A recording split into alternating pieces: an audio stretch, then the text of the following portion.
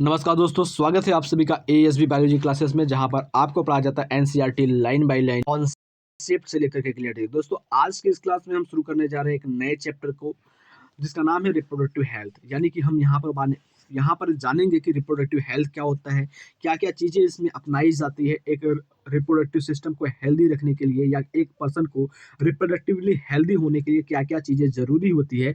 उन सारी चीज़ों को आज के इस क्लास में हम जानने वाले हैं।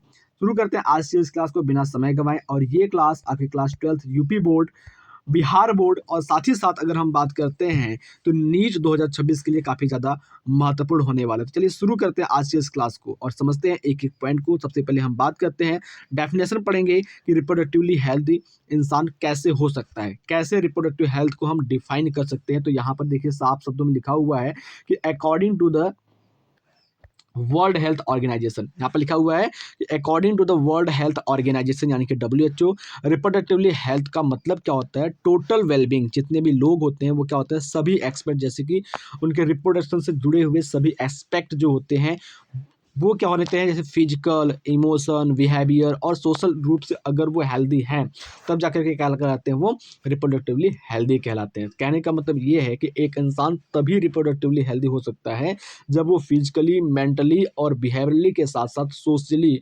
हेल्दी होता है, तब जाकर के वो रिप्रोडक्टिवली हेल्दी पर्सन कहलाता है। Therefore a society with people having physically and functionally normal reproductive organs and normal emotion and behavioral interaction among them in the sex related aspect might be called the reproductive healthy।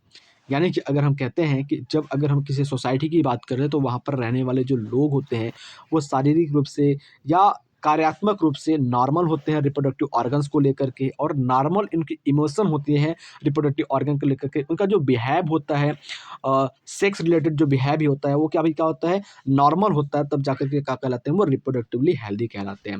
अब अगर हम आगे की point में बात करते हैं तो आगे की पॉइंट में क्या बताया गया है, वाई, जस्ट एक सेकंड हमको दीजिएगा। यहाँ पे लिखा है कि why is it significant to maintain the reproductive health and what are the method take up achieve it, let's examine then. कहने का मतलब ये है कि अगर हम बात कर रहे हैं रिप्रोडक्टिव हेल्थ का जो सिग्निफिकेंट होता है, महत्व होता है, वो क्या होता है और क्या क्या तरीका लगाया जा सकता है कि रिप्रोडक्टिवली हेल्दी सोसाइटी या रिप्रोडक्टिवली हेल्दी पर्सन को बनाया जा सके। तो चलिए इन सारे पॉइंट्स को जानते हैं। इसका सारा का सारा आंसर इस चैप्टर में आपको मिल जाएगा कि रिप्रोडक्टिवली हेल्दी होना या रिप्रोडक्टिव हेल्थ क्यों ज़रूरी होता है और क्या क्या मैथड लगा करके एक इंसान को रिप्रोडक्टिवली हेल्दी बनाया जा सकता है। तो चलिए शुरू करते हैं आज के इस पॉइंट को, समझते हैं बारीकी से एक एक पॉइंट को। तो यहाँ पर क्या लिखा हुआ है कि रिप्रोडक्टिव हेल्थ यानी कि प्रॉब्लम्स और स्ट्रेटजीज के बारे में आपको बताया जाएगा कि रिप्रोडक्शन के लिए क्या क्या प्रॉब्लम्स होते हैं और क्या क्या स्ट्रेटजीज लगाई जाती है रिप्रोडक्टिवली हेल्थ रखने के लिए। उन सारे चीज़ों के बारे में यहाँ पर बताया जाएगा। जैसा कि यहाँ पर बताया गया है कि जो भारत है वो पूरी विश्व का पहला एक ऐसा देश है जिन्होंने एक प्रोग्राम चालू किया। ठीक है, आज़ादी के बाद उन्होंने सबसे पहले ध्यान दिया रिप्रोडक्टिव हेल्थ पर, और उन्होंने एक प्रोग्राम चालू किया 1951 ईस्वी में, जिसका नाम दिया फैमिली प्लानिंग यानी कि परिवार नियोजन।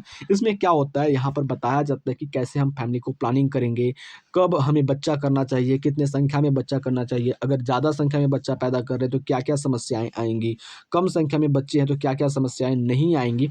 उन सारे के बारे में बताया जाना चाहिए लोगों को, और उनके सेक्सुअल एब्यूज़ के बारे में उनको बताना चाहिए कि उनकी बॉडी के ऑर्गन को कैसे टच किया जाए या फिर उनका क्या इंपॉर्टेंस होता है। उन सारे के बारे में बताना चाहिए बच्चों को और जो मैरिज योग्य हो गए हैं उन लोगों को। तो यहाँ पर फैमिली प्लानिंग में ये सारी चीज़ें आपको बताई जाएंगी। चलिए शुरू करते हैं, लाइंस को समझते हैं और एक एक पॉइंट को बारीकी से हम समझेंगे, सारी चीज़ें आपकी क्लियर हो जाएंगी। यहाँ पर देखिए क्या लिखा हुआ है कि India was amongest the first country, यानी कि भारत विश्व का पहला देश है,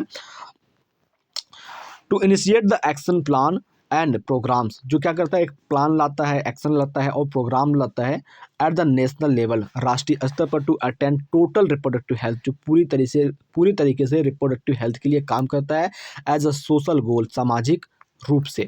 देयर दीज प्रोग्राम्स कॉल्ड, इस प्रोग्राम को क्या कहते हैं, फैमिली प्लानिंग के नाम से जानते हैं। वेयर इनिशिएटेड इन 1951, जो कि 1951 ईस्वी में स्टेबलाइज किया गया, इसका स्थापना किया गया, and were periodically assessed over the past decades, ठीक है। और इसको पहले भी ध्यान में रखते हुए इम्प्रूव करके प्रोग्राम्स को कन्वर्ट कर दिया गया, एक विश्व बड़े रूप में इसको कन्वर्ट कर दिया गया, और बड़े रूप में जो कन्वर्ट किया गया तो उसका क्या हुआ, उसमें नाम भी चेंज कर दिया गया, ठीक है।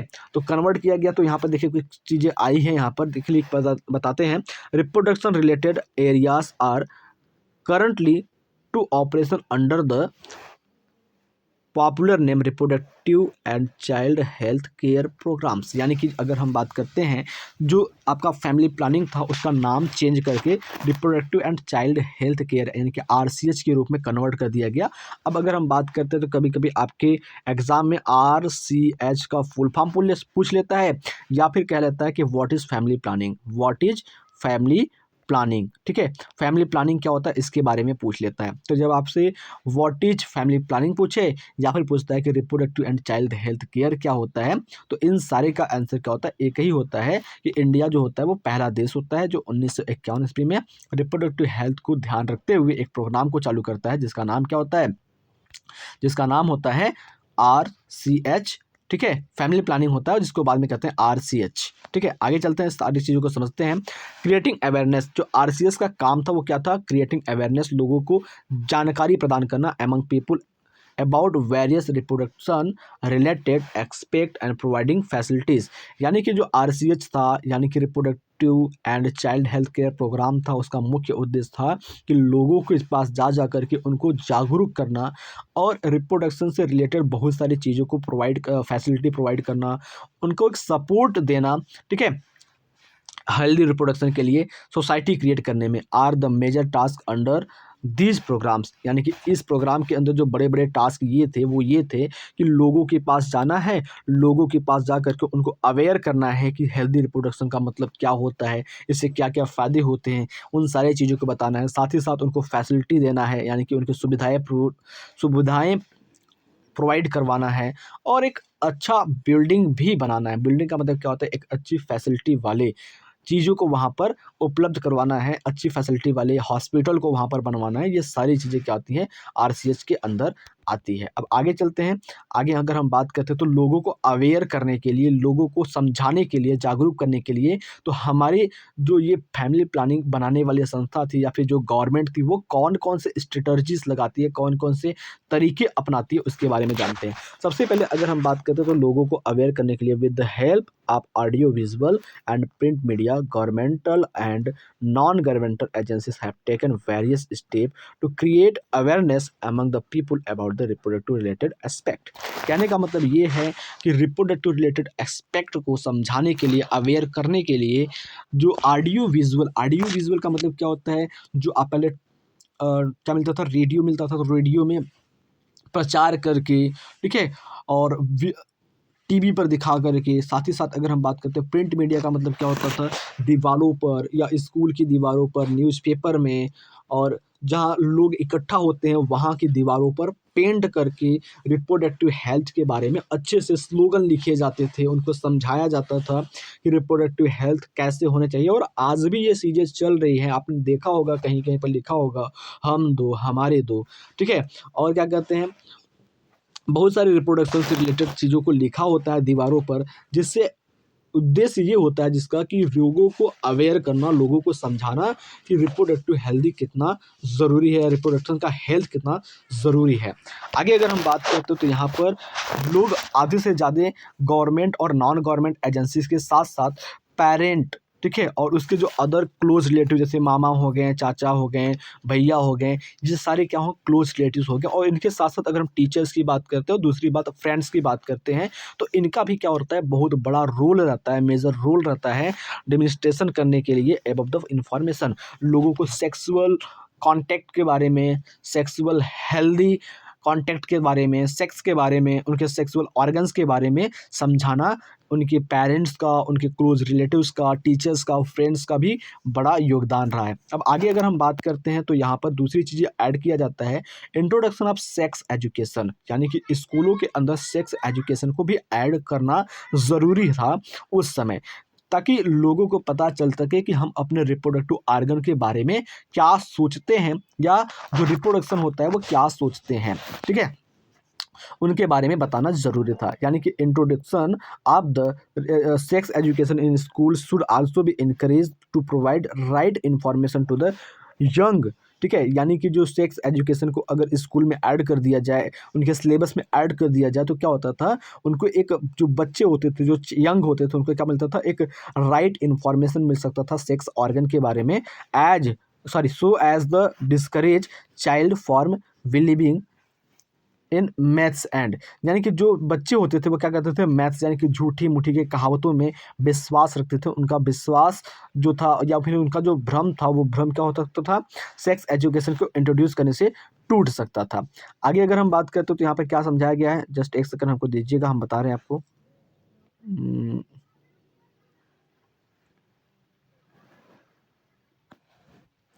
आगे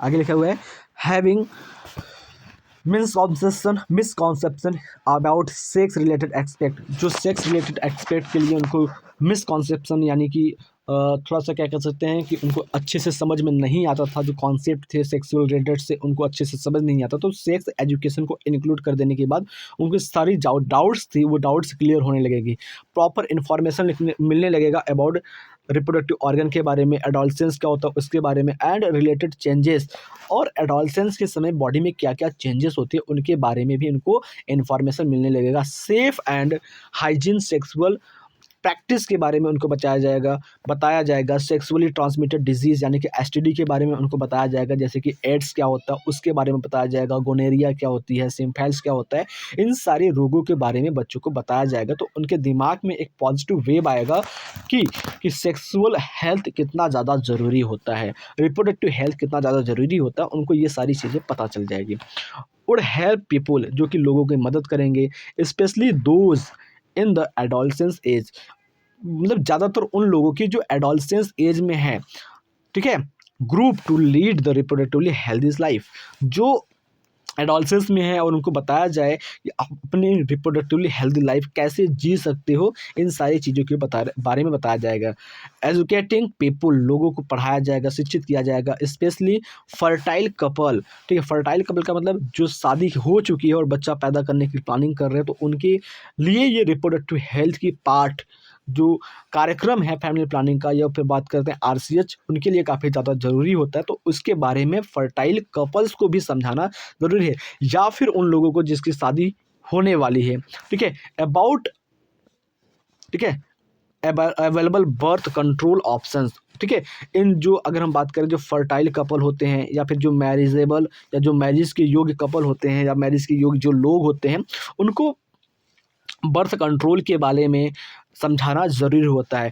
उसके बाद जो फीमेल्स होती हैं, फीमेल्स को क्या करते हैं, फीमेल्स को ज़्यादा ज़रूरी होता है समझाना कि आप प्रेग्नेंट मदर्स, ठीक है, प्रेग्नेंट मदर्स की केयर कैसे की जाती है, पोस्ट नेटल केयर के बारे में, यानी कि बच्चा जब पैदा हो जाता है तो उस बच्चे का और जो मदर होती है उस मदर का कैसे ध्यान रखा जाता है, और साथ ही साथ फीमेल को ब्रेस्ट फीडिंग के बारे में बताना ज़रूरी है। Equal opportunities for the male and female child, जो मेल और फीमेल चाइल्ड होते हैं उन दोनों को इक्वल अपॉर्चुनिटी देनी चाहिए। जैसा कि हम सभी जानते हैं कि अगर हम अपने समाज की बात करते हैं जहाँ पर हम सभी रहते हैं, तो आपने देखा होगा कि अगर कोई बच्चा पैदा हो रहा है ना, अगर बच्चा मेल पैदा हो रहा है तो लोग क्या करते हैं, मिठाइयाँ बाँटते हैं, खुशी मनाते हैं। और वहीं पर अगर कोई फीमेल पैदा हो रही है तो लोगों को लगता है कि अरे ये क्या पैदा हो गई। ठीक है, तो अगर हम बात करें तो इसमें अगर हम देखते हैं तो आज से हमारे समाज में देखते हैं तो ये जो गंदगी है लोगों के दिमाग में कि लड़का पैदा होगा या लड़की पैदा होगी, लड़की पैदा होगी तो ज़्यादा दिक्कत होगा, लड़का पैदा होगा तो हमारे परिवार को आगे बढ़ाएगा, ये सारी चीज़ें क्या होती हैं, फेक होती है। अगर हम अपॉर्चुनिटी दें, चाहे वो लड़का हो या फिर लड़की हो, अगर हम उसको अपॉर्चुनिटी दें तो वो क्या कर सकता है, क्या से क्या नहीं कर सकता, आप जो चाहो वो कर सकती है। आज के समय में अगर हम फीमेल की बात करें तो फीमेल जहाज उड़ा रही है, फाइटर जेट उड़ा रही है, डॉक्टर है, इंजीनियर है। तो ऐसी बात नहीं है कि अगर हम मेल और फीमेल में अगर अपॉर्चुनिटी देना चाहे तो फीमेल कर सकती है, जो मेल कर सकता है, जो बच्चा कर सकता है आपका। Would address the importance to bring up social conscious healthy family to desire size, यानी कि अगर हम बात करें तो ये ज़रूरी होता है कि अगर उनको फैमिली को हेल्दी रखना है और फैमिली को सही से चलाना है तो एक कम समाज या कम संख्या वाला परिवार ज़रूरी होता है। अवेयरनेस टू प्रॉब्लम, यानी कि उनको अब प्रॉब्लम से अवेयर करना चाहिए कि अगर पॉपुलेशन ग्रोथ होता है, लोगों की संख्या बढ़ती है, तो हमारे समाज में या हमारे फैमिली में क्या-क्या दिक्कत आ सकती है। सिंपल सी बात है, अगर आप देखते हैं कि 2 भाई हैं, ठीक है? जैसे अगर हम बात करते हैं एक बाप के 2 भाई हैं, अगर 2 भाई हैं और 2 भाई में अगर हम बात करते हैं, एक का नाम ए है, दूसरे का नाम बी है और अगर ए की बात करें तो इसके पास 2 लड़के हैं, ठीक है? और जो बी है इसके पास 5 लड़के हैं। तो आप सिंपल सा जान सकते हो भाई जिसके पास 2 लड़का है, उसका लड़का अच्छे से पढ़ेगा-लिखेगा, अच्छे से खाएगा-पिएगा। जिसका 5 लड़का है, वो क्या करेगा? नहीं अच्छे से कुछ भी कर पाएगा, ना तो पढ़ पाएगा और ना ही ये अच्छे से खा पी पाएँगे, ठीक है? तो आप सिंपल सा देख ही रहे हैं, अपने समाज में भी देख रहे होंगे, अपने अगल-बगल या घर में ही देख रहे होंगे, जिनके बच्चे कम हैं, वो अच्छे से पढ़ रहे हैं, कॉन्वेंट स्कूल में पढ़ रहे हैं, जिनके बच्चे ज़्यादा हैं, वो क्या हो रहे हैं, यही प्राइवेट स्कूल में, छोटे-छोटे स्कूल में पढ़ रहे हैं या ना तो उनको अच्छी शिक्षा मिल पाती है, ना तो उनको अच्छा स चीज़ें खाने के लिए मिल पाती है, ठीक है? तो छोटी परिवार भी क्या होती है, ज़रूरी होती है और साथ ही साथ अगर हम बात करते हैं social else like sex abuse के बारे में, सेक्स रिलेटेड क्राइम्स के बारे में बताना ज़रूरी होता है। Need to be create to enable people to think, और उनको ये भी बताना ज़रूरी होता है कि लोग उसके बारे में क्या सोचते हैं। टेक अप नेसेसरी स्टेप, उसके बारे में जो ज़रूरी स्टेप्स होते हैं उसको लेना चाहिए, प्रिवेंट देम, उनकी सुरक्षा करनी चाहिए and thereby build up a social responsible healthy society. और इस सभी चीज़ों को करने के बाद क्या होता है, वो जो समाज होता है वो क्या होता है, एक हेल्दी सोसाइटी के रूप में निकल करके उभर करके बाहर के रूप में आता है। आगे अगर हम बात करते हैं तो आगे यहाँ पर देखते हैं तो बहुत सारी चीज़ों को बताया गया है, तो यहाँ पर देखते हैं। अब अगर हम इन सभी चीज़ों को अगर हम एक चाहते हैं कि एक रिस्पॉन्सिबल सोसाइटी का फॉर्मेशन हो जाए, रिस्पॉन्सिबल सोसाइटी के फॉर्मेशन करने के लिए हमें क्या करना चाहिए, इसके बारे में हम आपको समझाते हैं। तो यहाँ पे देखिए बताया गया है कि सक्सेसफुल इम्प्लीमेंटेशन की अगर हम बात करते हैं तो अब वेरियस एक्शन प्लान क्या होते हैं, लाए जाते हैं। तो अगर हम एक सक्सेसफुल इम्प्लीमेंटेशन करना चाहते हैं तो बहुत सारे प्लान को लाए जाएंगे। जैसे अगर हम बात करते हैं यहाँ पर स्ट्रॉन्ग इंफ्रास्ट्रक्चर फैसिलिटीज़ होना चाहिए, प्रोफेशनल एक्सपर्टीज़ होना चाहिए। अगर हम एक हॉस्पिटल बना लेते हैं, ठीक है, एक हॉस्पिटल बना लेते हैं और इस हॉस्पिटल के अंदर ना तो हमारा मेडिकल फैसिलिटी है, ना तो डॉक्टर है, तो उस हॉस्पिटल का बनने का मतलब कुछ भी नहीं है। हॉस्पिटल रहना या ना रहना उस समाज के लिए कोई भी फ़र्क नहीं ला सकता। अगर हम एक स्टेबल इंफ्रास्ट्रक्चर को लाते भी हैं, स्ट्रॉन्ग इंफ्रास्ट्रक्चर को लाते हैं, तो उसमें क्या होना चाहिए, प्रोफेशनल एक्सपर्टीज़ होना चाहिए और मटेरियल सपोर्ट होना चाहिए। साथ ही साथ वहाँ पर और आपके बहुत सारे अच्छे क्वालिटी की दवाइयाँ होनी चाहिए, कम दाम पर उपलब्ध होना चाहिए। These are essential for provide medical assistance and care people to reproduction related problems, यानी कि वो लोगों की रिप्रोडक्शन रिलेटेड प्रॉब्लम्स को भी समझिए। लाइक अगर हम बात करते हैं pregnancy, delivery, sexually transmitted disease, abortion, contraception, menstrual problem, इन सारी चीज़ों को समझने के लिए लायक एक योग्य डॉक्टर, एक योग्य नर्स होना चाहिए। इनफर्टिलिटी क्या होता है इसके बारे में समझें। तो अगर हम बात करते हैं तो ये सारी चीज़ें क्या करती हैं, अगर इन सभी चीज़ों को ध्यान दिया जाए तो उस समाज में क्या हो सकता है, एक सक्सेसफुल इम्प्लीमेंटेशन किया जा सकता है, ठीक है। आगे बात करते हैं implementation of better techniques and new strategies for time to time are also required to provide more efficient care and assistant the people, ठीक है। अगर हम बात कर रहे हैं तो अगर हम ऐसे ही हॉस्पिटल खोल करके एक बार जो डॉक्टर आए उनको दे दिए, अच्छे क्वालिटी के थे, लेकिन बाद में जब समय बदला तो वहाँ पर इम्प्रूवमेंट करने की भी ज़रूरत होती है।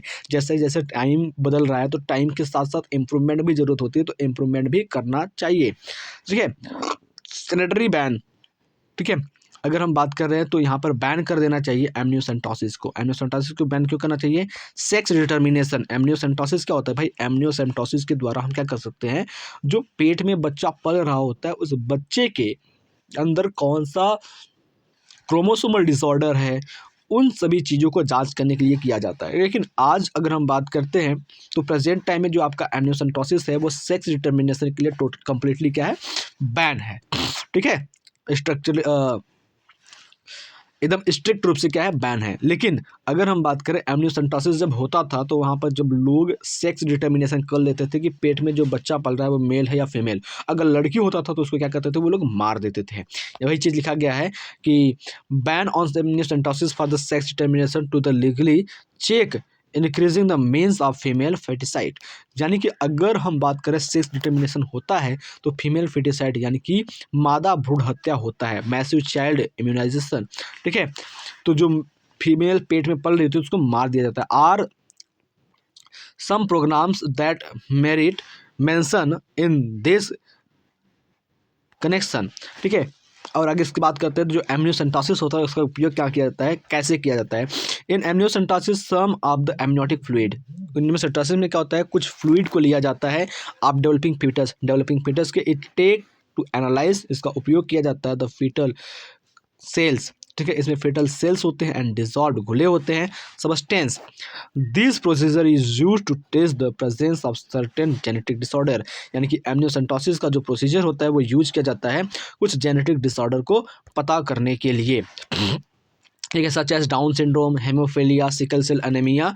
इन सभी को अगर हम बात करते हैं पता करने के लिए एमनियोसेंटोसिस का उपयोग किया जाता है, जो कि सही रूप से किया जाता है, ठीक है। Determine the survivability of foetus, और इसके साथ साथ अगर हम बात करते हैं तो यहाँ पर पता चल सकता है कि जो फीटस है वो सर्वाइव कर पाएगा कि नहीं कर पाएगा, उसके बारे में भी पता किया जाता है। अब आगे अगर हम बात करते हैं तो यहाँ पर क्या कहते हैं, रिसर्च किया जाता है वेरियस टाइप के रिप्रोडक्टिव रिलेटेड एरियाज में, और increase and support the governmental and non governmental agency to find out the new method and improve upon the existing funds, ठीक है।